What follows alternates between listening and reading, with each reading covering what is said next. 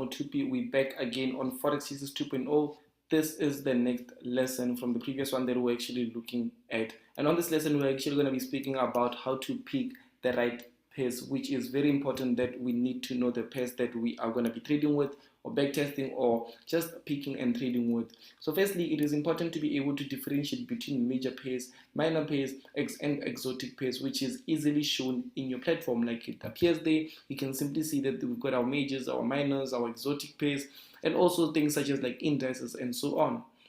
I highly suggest you start with at least 4 major pairs and try to avoid having the same currency in pairs you choose. Basically, what this means would be like, let's say when you're still a beginner, yes, it's nice to just jump onto the markets and trade each and every pair. But I suggest that at least when you're trading like AUD JPY, highly try to avoid trading GBP JPY, USD JPY, CAD JPY at the same time. Just focus on AUD JPY, USD. You can focus on USD CHF. You can focus on, I don't know, CAD.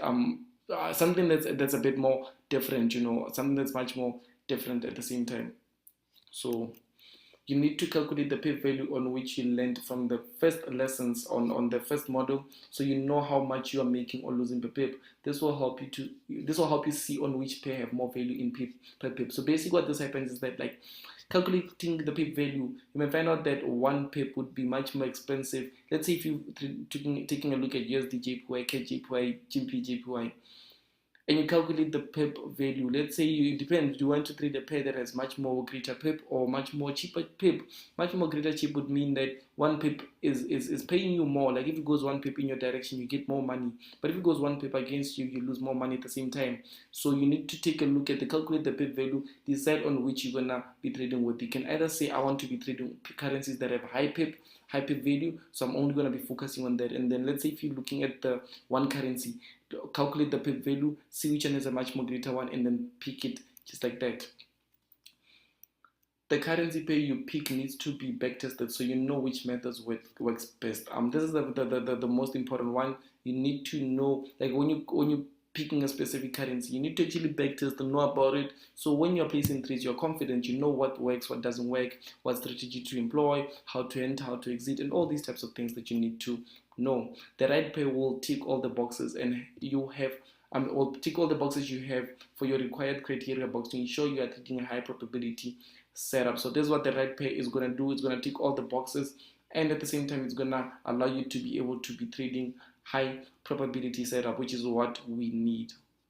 Okay guys, so I'm jumping onto the whiteboard here. I want us to speak about pairs so you are able to understand how you can differentiate between two major pairs and currency pairs, because like in your MetaTrader it's even written, like, once you do go to the search bar, you'll be able to see that these are majors, these are exotics, there's also exotics and all types of currency pairs. So you need to be able to just look at the first one, which is the majors, né? So basically, like when you are still learning, when you're understanding, when you want to see and understand how to actually pick currency, because I do get asked this, and even you guys requested, because I was asking you guys what videos should I make into the extended version, and you're like, make about how can I choose currency pairs. There's different types of currency pairs out there, there's different types of majors out there, but you need to be able to just see which one can work out for you. And in order to do this, you have to do what we spoke about in the previous lesson. You have to backtest, man. You have to just backtest. Let's say now we're starting with let's say Euro USD. And then afterwards, just by going forward, you can still backtest something that correlates with Euro USD, but it's not really a major, just to see if it is really happening the same way. Because you may find out that like people on Euro USD and let's say GBP USD, Euro USD, GBP USD, find out that here you're seeing a pattern that's like this, that is like this. Nah, you're seeing a pattern that is like this, but actually like the one that can reward more, find out that it's either it's EURUSD or it's maybe GBPUSD, but you don't really know that how, or why don't you know that? Because you didn't backtest. But if you did backtest, you'd be able to understand, okay, no, EURUSD, normally when I buy, it makes me, it goes much more further compared to GBPUSD. And GBPUSD, when I sell, it gives more profits. And me using my strategy, whenever with the GBPUSD, I actually make more money selling instead of more money buying. With EURUSD, it's actually neutral. So you understand that you can focus on buying EURUSD, you can focus on selling GBPUSD, but you can't really just say or do this without knowing the real information. That's why it's important to backtest, mate. That is important to backtest. And also you guys need to also be able to understand how to not differentiate, how to actually calculate the pip value. Find out that this one here, 0.01 or just one pip is equals to maybe $11, using one lot, obviously standard account. And then on GBPSD, find out that I don't know, one pip is actually 10 point, I don't know, 10 point something dollars using standard account one lot. So you need to also understand the pip value C, because there's pairs that are much more looking at the pip value, they are much more expensive. Just 0.01 is able to hit you too much of your account. You need to also understand the pip value method. But I want us to actually take a look at this. Like, it's very important to, when you are trading, to actually know for sure what it is that you're being involved in. What do I mean? I mean basically like this. Let's say if this is Euro USD, Euro USD, and here is, I don't know, for example, if it is USD JPY, you need to be able to just see how USD actually is affected within the markets. Let's say if you're looking at the DXY, you do know the DXY, looking at the DXY, find out that the DXY, let me just write here, DXY, okay, this is not too neat though, but DXY. And then one thing that I'd say is that the DXY is going to the outside. The DXY literally represents the dollar. Find out that the DXY is going to the outside. But let's say when it does go to the upside, find out that Euro USD, okay, obviously this is going to be affected, because when I look at my toolbox using the compare button, where I'm going to show you guys after here, the compare button in the MetaTrader, not the the TradingView platform, I'm able to see how these two compare, how these two actually go with each other. But find out that when this does go up, obviously USD is affected, and which means that Euro USD is gonna go down. We do know this. Now, this is actually something that we know. But find out that also the JPY markets at this time are now in demand. They actually are rising. They actually also have momentum going on. So find out that these two are challenging each other. So while challenging each other, since this is also going up and this is also going up, obviously they can go up at the same time, because now it's gonna be it's not in balance. But this happening, it results to what? To a correction. It results to a ranging markets, but this results to obviously a sell, a short.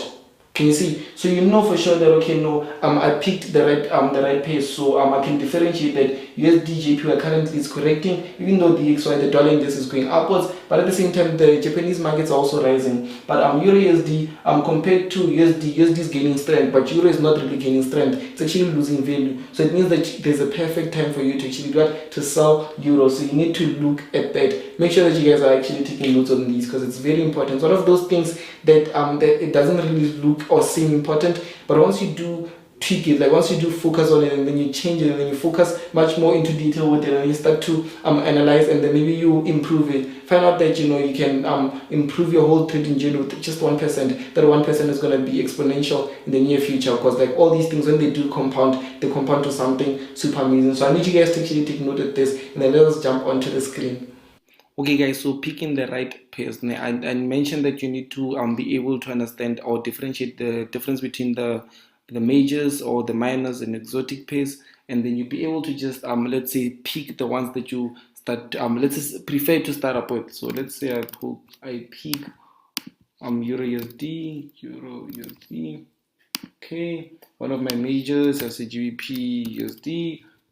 Okay, but obviously since I want us to stay away from pairs that are alike, so let me just go to maybe GBP JPY, depends on which ones you prefer or you like, GBP JPY, and let's say for instance AUD NZD. So let's say now I've got 3 pairs, and I say I'm focusing on 3 pairs now. So these 3 pairs are the ones that will guide me be able to see which one actually helps trading my strategy. So let's say for instance if it's Euro USD here on the side, obviously Euro USD, one thing that you need to do is back test it. So I'm going back to the second point, because I'm going through this, just reading the second point, and right here I just shown you guys that I put this up just to say that this is what I focus on. The previous lesson obviously we spoke about back testing, so this is what you'll be focusing on. Let's say if it's a quarter, you'll be focusing on Euro USD, GBP, and only AUD NZD. This is the right way to pick currency pairs. And then I highly suggest that you start with at least 4 majors and try to avoid having the same currency pair. So just like what I've done, there's no USD, or there's no Euro, there's no GBP. I mean, there's no currencies that actually repeat themselves. So I need you to also focus a bit more on that. Just have a minimum, at least a minimum of 2 or 3. That will be okay, but as long as if it's like not more than 4, then you're good to go. There's 28 currency pairs, so if you try to backtest them all at once, you're gonna be overwhelmed, you're gonna be stressful, because there's just a lot of information and data that you need. It takes time to backtest, so it's not something that you can do in just a weekend. Okay, you need to calculate the pip value of which you lend. Yes, you need to understand which one pays more, which one pays less. Are you willing to just let's say GP, for instance, GPJPY is actually a much more stronger one when it comes to pit value. So let's say 0.0, like let's say 1 pip on 0.01 is not going to be the same on EURUSD. So some things like this, you need to be able to understand if that's something that you're comfortable with. Just like Nasdaq, we know that Nasdaq, it's not the same as other currencies, or I don't know, indices, whatever that you'd mention. Okay, the currency pair you pick needs to be backtested, so you know which methods work. Yeah, like I mentioned, let's say if you chose EURUSD, you need to be able to literally backtest it, have 100 pairs, just like what I shown you guys on the previous lesson. Have 100 trades that you take, and then you'd be able to see if the strategy is really working, or like the way that you use the strategy, if it's really working on USD, and what is the win rate. Imagine, let's say, when you have all these pairs, and you know this one gives you back, let's say 70% of the trades that you take. This one gives you 54, this one gives you, let's say, 36. Then you know most trades that you get on EURUSD are more likely to be winners compared to AUD NZD. It doesn't mean that you have to change the strategy because AUD NZD is not working. It means that you just have to stay away from AUD NZD and focus more on the ones that are giving much more better returns. The currency pair you pick needs to be backtested. You do know that the right pair box, the right pair will tick all the boxes you have for required criteria box to ensure you are trading a high profitability setup. That's one thing that you need. The right pair will always show up by obviously you being able to just tick the right. Let's say, for instance, now this with EURUSD, I can simply just say, oh, I'm seeing this. Okay, this is just something that I'm doing briefly. Ne? I'm seeing this, and obviously at the top side I am seeing something like this. Ne? Something like, okay, right here. So there's a higher chance, like let's say understanding, backtesting, and all those things, there's a higher chance of market price just coming, dropping maybe here, then going all the way to the upside, and then continue to just buy. Ne? So one thing that I do is that by picking pace, obviously I would have backtested, and backtesting, I would have forecasted this before. I would have known that, okay, USD is more likely to come maybe, yeah, give me a third touch and then go up. Or if this happens, and then if this happens, I know how to execute. And if this happens, I know how to execute at the same time, because it's something that I've backtested, I have information on about. It's not just me trading USD because it printed my setup, but it's me understanding that if USD prints this setup, most times, let's say 7 out of 10 times, these setups are more likely to just go to the upside right now instead of coming all the way to the downside. Why am I saying so? It's because I backtest. I've got the information and I picked the right pairs that I needed to backtest on. So something you need to focus on. And yeah, I really do hope that you will input this information that I'm sharing with you onto your trading journey so you can find success a bit more quicker. But let us move on to the next lesson.